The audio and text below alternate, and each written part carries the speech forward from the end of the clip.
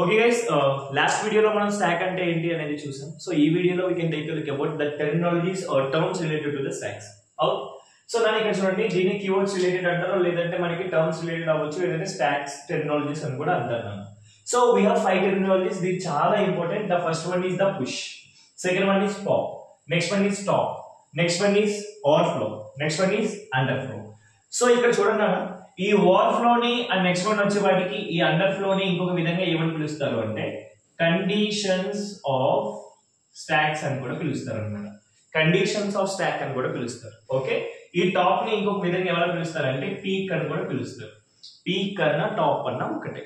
Okay, so peak కన్నా top అన్న ఒకటే. సో నేను ఒక్కొక్కటి చెప్తాను చూడండి అన్న. So first we need to focus on what you mean by push. Push అంటే ఏంటి అంటే it is nothing but insertion of values into stock. ఒక స్టాక్ లోకి వాల్యూస్ ని ఇన్సర్ట్ చేసే ప్రాసెస్ ఏదైతే ఉంటుందో దాన్ని we can call it as A push.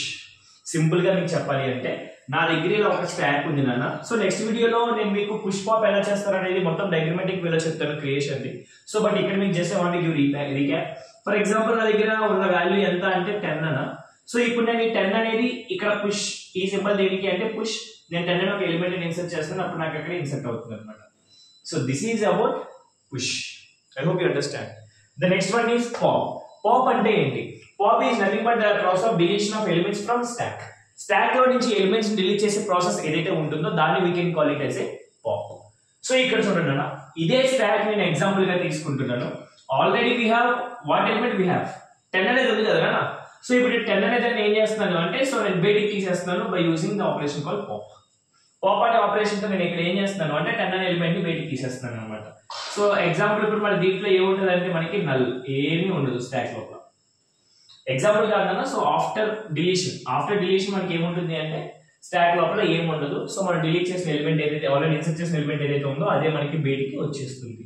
Okay, ఇప్పుడు ఇదే స్టాక్ ని ఇక్కడ తీసుకుందాం. So now we need to find the peak or top. Already నేను చెప్పాను, సో -1 అనేది ఉంటుంది బై డిఫాల్ట్ గా అని.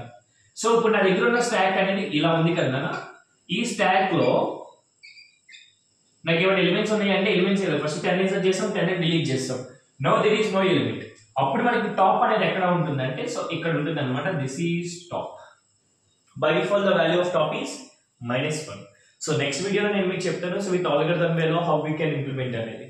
ఓకే, సో ఇక్కడ మనకి టాప్ ఆర్ పీక్ అంటే ఏంటి అంటే top of the stock or peak of the stock అంటారు. టాప్ అన్న పీక్ అన్న ఒకటే. ఓకే, బై డిఫాల్ట్ వాల్యూ ఎంత అంటే -1. ఈ టాప్ అనేది చాలా కీ రోల్ ప్లే చేస్తుంది by insertion as well as the deletion. Okay, done. Next one చూడండి అన్న. So these two are the conditions. ఈ రెండు కొంచెం ఇంపార్టెంట్. ఓవర్ఫ్లో అంటే ఏంటి, అండర్ఫ్లో అంటే ఏంటి. For example once the stack is capacity is filled అంటే ఇక్కడ చూడండి, నా దగ్గర ఒక స్టాక్ ఉంది నాన్న. ఈ స్టాక్ లో ఏంటి అంటే I can do only these elements like 1 2 3 4 5. So ఇక్కడ ఈ స్టాక్ యొక్క కెపాసిటీ ఎంత అంటే 5 అనుకుందాం. 5 ఎలిమెంట్స్ ఆల్రెడీ పుష్ చేశారు. 5 ఎలిమెంట్స్ నిండిపోయింది. ఓకే, 5 ఎలిమెంట్స్ నిండిపోయింది. ఈవెన్ నేను ఇప్పుడు 6th ఎలిమెంట్ ఇన్సర్ట్ చేయడానికి ట్రై చేస్తున్నా. మనకి అక్కడ స్పేస్ ఉందా లేదు. ఆ స్టాక్ యొక్క సైజ్ ఎంత ఓన్లీ 5 ఎలిమెంట్స్ ఆల్రెడీ ఉన్నాయి. నేను ఎప్పుడైతే 6th ఎలిమెంట్ ఇన్సర్ట్ చేయడానికి ట్రై చేస్తానో అప్పుడు అది ఇన్సర్ట్ అవుతుందా అంటే అవ్వదు. అప్పుడు రేజ్ అయ్యే condition we can call it as a overflow.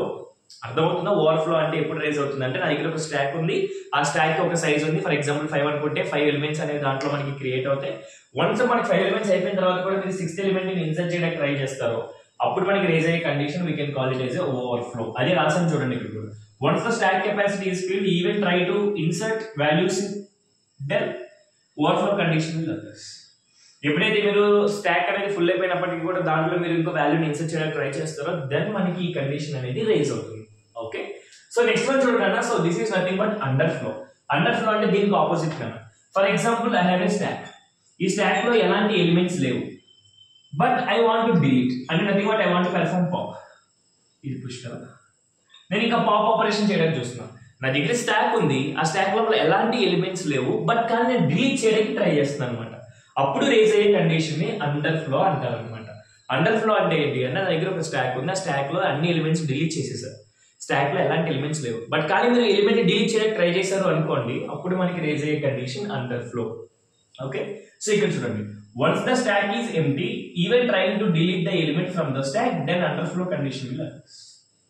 Simple thing. So మనకి స్టాక్ అనేది ఉంటుంది, దాంట్లో ఎలాంటి ఎలిమెంట్స్ ఉండవు. అప్పుడు మనం ఆ ఎలిమెంట్స్ కాదు, ఆ స్టాక్ ని ఇంకా మనం డిలీట్ చేయడానికి ట్రై చేస్తే దాంట్లో ఏం లేవు కదా. So ultimately it will raise an error. ఆ ఎర్రర్ ని, ఆ కండిషన్ ని ఏమని పిలుస్తారంటే స్టాక్ లో we can call it as a underflow. Overflow అంటే ఫుల్ అయిపోయిన తర్వాత ఇంకా పెడితే దాన్ని ఓవర్ఫ్లో. అండర్ ఫ్లో అంటే డిలీట్ అయిపోయిన తర్వాత కూడా ఇంకా యూ ట్రై టు డిలీట్, దాన్ని we can call it as a underflow. I hope you understand this video. So please do like, share and subscribe. In next video we can proceed with the creation of stack. Thanks. Please do like, share and subscribe.